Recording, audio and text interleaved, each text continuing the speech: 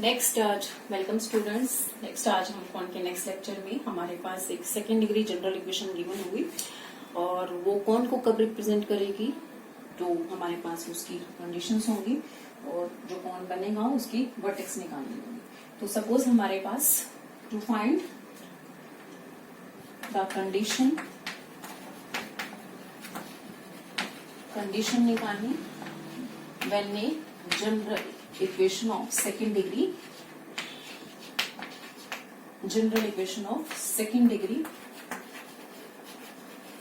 represent a कौन, कि ये कौन को रिप्रेजेंट करे। तो हमारे पास एक इक्वेशन दे रखी है f(x,y,z) this is ax square plus by square plus cz square plus 2f(y,z). अगर ये होमोजीनियस है तो डेफिनेटली ये क्या बनेगी, मेरी कौन बनेगी। बट होमोजीनियस अब सेकंड डिग्री हमारे पास सारे टर्म्स लेंगे 2gzx plus 2hxy plus 2ux plus 2vy plus 2wz plus d equal to 0। तो अगर मेरी सिर्फ और सिर्फ ये पोर्शन बचता होमोजीनियस वाला तो मेरी डेफिनेटली क्या थी, कौन को रिप्रेजेंट कर रही थी विद वर्टेक्स एज ओरिजिन। तो अब हमारे पास कौन बनेंगे नहीं बनेगा। तो हमने क्या किया, तो लेट्स सपोज कर लिया इट रिप्रेजेंट ए कौन इट, तो हमारे पास कोई ना कोई वर्टेक्स आएगी। Late x1 y1 z1 B it's vertex और तुम्हें हम ओरिजिन को शिफ्ट करना आता है। Shift the origin at x1 y1 z1।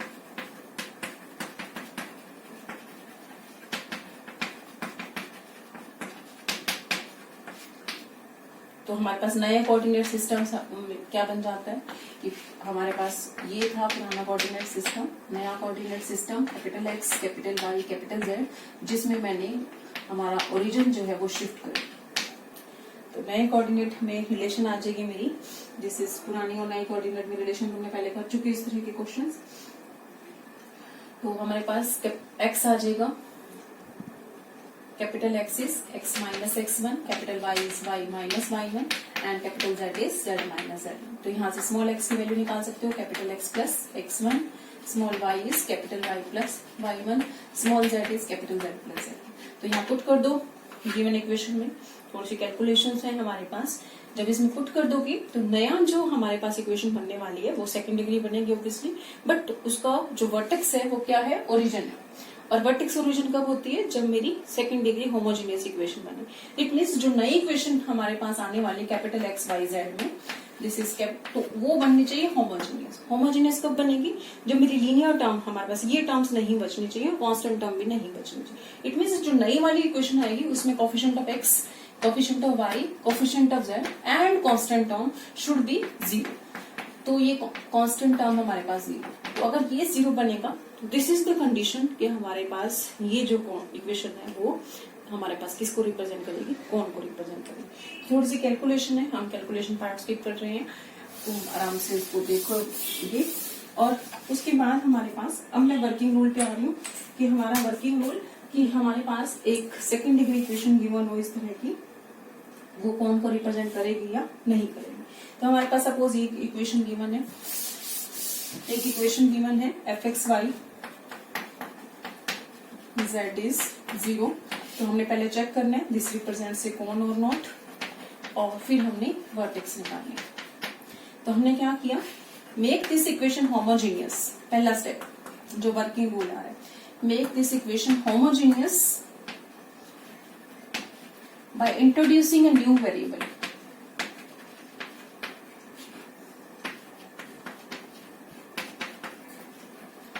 New variable T को इंट्रोड्यूस करेंगे, इनकी जो मेरी टर्म्स लीनियर चल रही थी 2x 2ux 2vy 2wz plus का डी कांस्टेंट टर्म, तो 2ux इंटू टी लगा देंगे यहाँ पर, तो ये सेकेंड डिग्री बनेगी।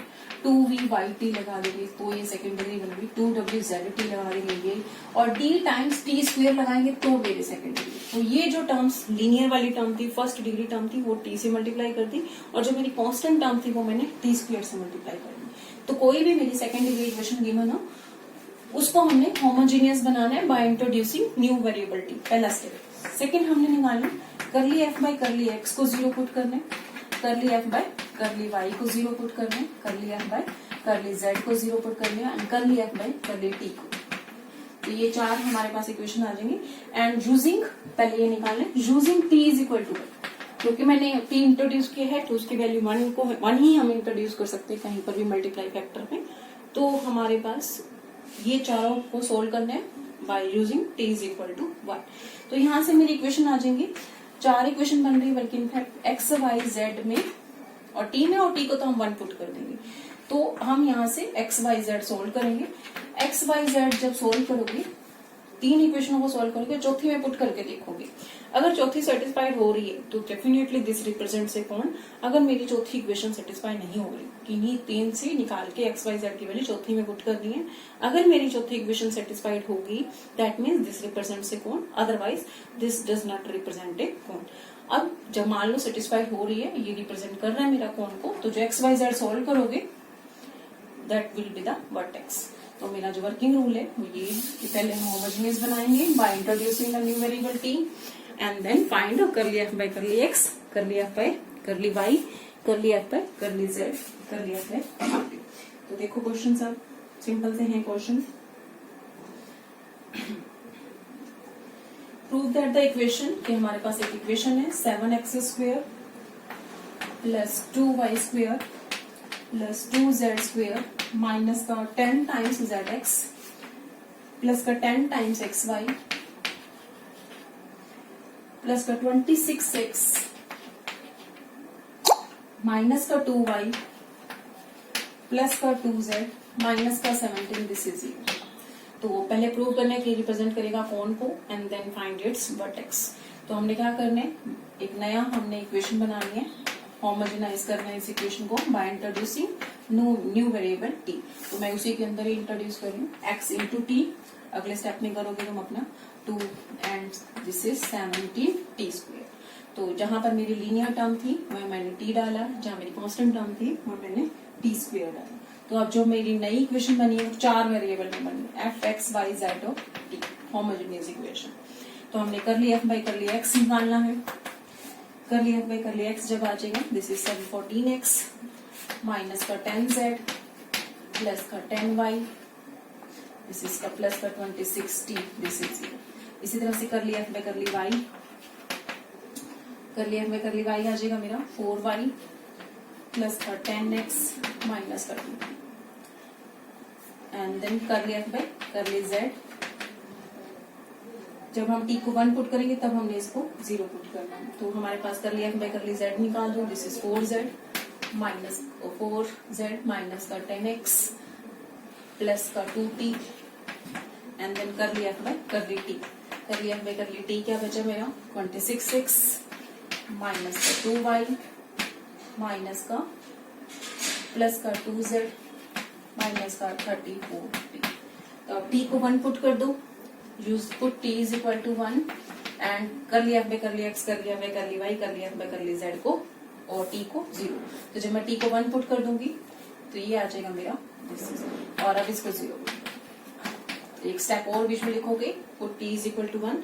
अब एक्स वाई जेड को सोल्व करो, एक्स वाई जेड को सोल्व करोगे तुम्हारे पास इन्हीं 3 इक्वेशन से सोल्व करोगे और चौथी को सेटिस्फाई करवाओगे। अगर वो सेटिस्फाइड हो रही है this is non homogeneous set of equation, क्योंकि 26 2 और 2 बच रहा मेरा। तो यूनिक सोल्यूशन आ सकता है तुम्हारे पास अगर डिटर्मिनेंट मेरा नॉन जीरो है तो वहां से जो भी एक्स वाई जेड की वैल्यू निकलेगी वो 4th इक्वेशन में लिखोगे, इनसे सेटिस्फाई कर निकालोगे और 4th इक्वेशन में लिखोगे और वो अगर सेटिस्फाइड हो रही है तो अगर मैं इन तीनों को सॉल्व करती हूँ -1 दिस इज -2 और एक्स की वैल्यू वाई की वैल्यू और इसमें पुट करके देखो अगर ये सेटिस्फाइड हो रही है तो ये कौन को रिप्रेजेंट करेगा और ये जो आया x y z that represent a vertex. तो सिंपल कैलकुलेशन क्वेश्चन है तुम्हारे पास तो इजीली हो जाएंगे। नेक्स्ट में आ रही हमारे पास intersection of A,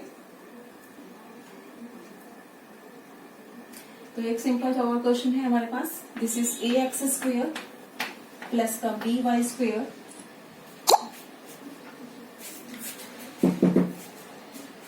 A x square plus का बी वाई स्क्वेयर प्लस का सी Z square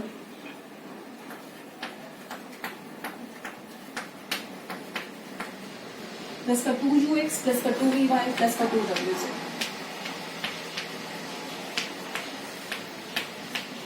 this is equal to 0। This represent से कौन, ये अगर कौन को रिप्रेजेंट कर रहा है then this equation will be satisfied, this relation will be satisfied. U v a b c में ये रिलेशन जरूर सेटिस्फाइड होना चाहिए कि अगर ये कौन बन रहा है a b c u v डब्ल्यू डी तो हमारा ये इस इक्वेशन को जरूर सेटिस्फाई करेगा। तो हमने बिल्कुल वैसे करना है, एक नया वेरिएबल टी इंट्रोड्यूस करना है। कर लिया एफ बाई कर लिया एक्स निकाल लू, कर लिया एफ बाई कर लिया एक्स आ जाएगा मेरा 2ax 2by 2, कर लिया एफ बाई कर लिया एक्स निकालने जा रहे हैं तो 2ax plus 2ut and then this is equal to 0। कर लिया एफ बाई कर लिया y कितना आ जाएगा 2by plus 2bt, this is 0। कर ली एफ बाई कर ली z आ जाएगा मेरा 2cz प्लस का 2wt is equal to 0 and कर ली एफ बाई कर ली t आ जाएगा मेरा, this is 2ux plus 2vy plus 2wz plus का 2dt, this is equal to 0। तो t की वैल्यू 1 पुट करनी है मुझे, t की वैल्यू 1 पुट करके this is 2ax plus 2u is equal to 0, 2by plus 2v is equal to 0, 2cz plus का 2w is equal to 0 and यहां से मैं x y z निकालूंगी और क्योंकि ये कौन बन रहा है तो ये मेरी इक्वेशन जरूर सेटिस्फाइड होनी चाहिए। t इज इक्वल टू 1 यहां भी पुट कर दो। तो अब हमारे पास, तो अगर मेरी ये इक्वेशन, तो यहां से आगे मेरी x की वैल्यू आ गई माइनस का u बाय a, y की वैल्यू आ गई माइनस का v by b and z की वैल्यू आ गई माइनस का w by c। Put in this equation must satisfied, अगर ये सेटिस्फाइड होगी तभी मेरा कौन बनेगा। दिस रिप्रेजेंट से कौन, 1 रिप्रेजेंट से कौन, if this equation is satisfied by this x y z।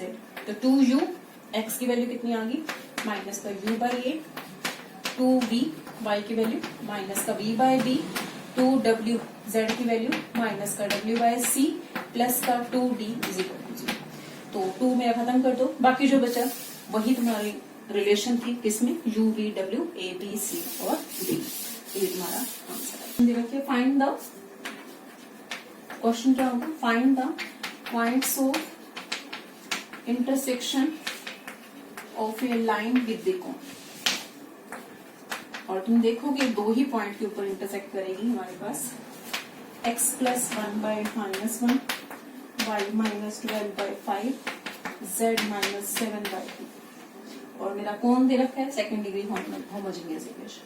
तो ये लाइन दे रखी थी, कौन is 11x square minus 5y square plus का z स्क्वायर दिस इज, तो दिस विल रिप्रेजेंट ए कौन थ्रू वर्टेक्स एज ओरिजिन। तो any point on this line will be, हमारे पास कोई भी लाइन हम निकालेंगे दो ही पॉइंट के ऊपर कट कर सकते हैं, इससे ज्यादा पॉइंट के ऊपर कट नहीं करेगी। तो any point on this line will be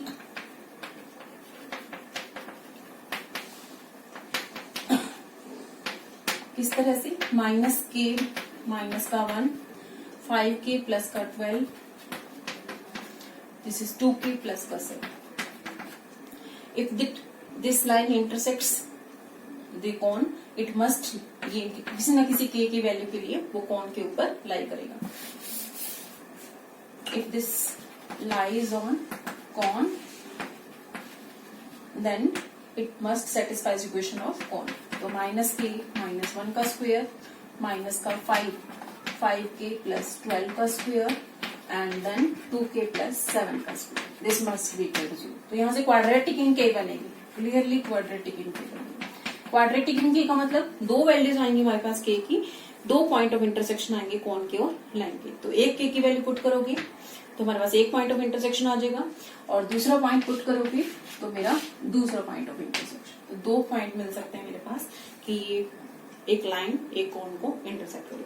तो तुम्हें इसको सिंप्लीफाई करना है, k में क्वाड्रेटिक बनेगी, क्वाड्रेटिक को सोल्व करो, दो वैल्यूज आ जाएंगी और दो वैल्यू से जो भी k की वैल्यूज आएंगी इसमें पुट कर दोगे और दो पॉइंट ऑफ इंटरसेक्शन आ जाएंगे। तो तुम्हें पॉइंट ऑफ इंटरसेक्शन निकालना था, can simplify this and find the point of intersection. तो आज के लिए इतना ही कर रहे हैं हम।